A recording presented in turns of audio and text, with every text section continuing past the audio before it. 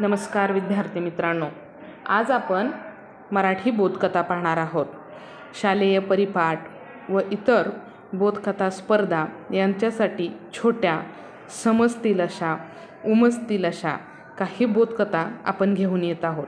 आज आपण जी बोधकथा पाहणार आहोत त्या बोधकथेचे नाव आहे अपशकुनी। एकदा राजाला एकही शिकार मिळाली नाही।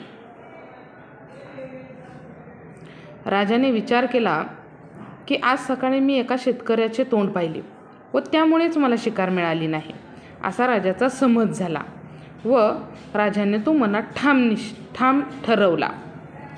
राजाने आदेश दिला, जा व त्या शेतकऱ्याला पकडून आणा। शिपायांनी त्या शेतकऱ्याला पकडून आणले।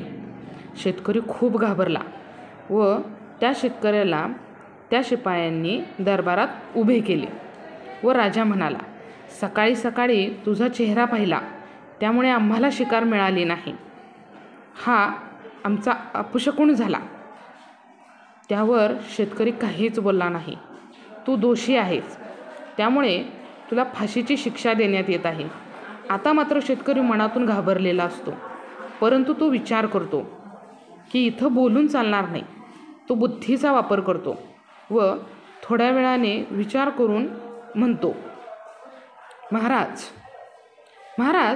मला शिक्षा जरूर करावी, कारण माझा चेहरा पाहिल्यामुळे तुम्हाला शिकार मिळाली नाही। अहो, पण त्याच दिवशी मीही सकाळी सकाळी तुमचा चेहरा पाहिला आणि मला काही कारण नसताना जीवाला मुकावं लागत आहे। मग आता मी पण तुमचा चेहरा पाहिला, पण त्यावर शेतकरी मात्र कोणताही शब्द वापरला नाही। राजाला आपली चूक समजली व राजाने क्षणाचाही विचार न करता त्या शेतकऱ्याला सोडून दिले। तात्पर्य: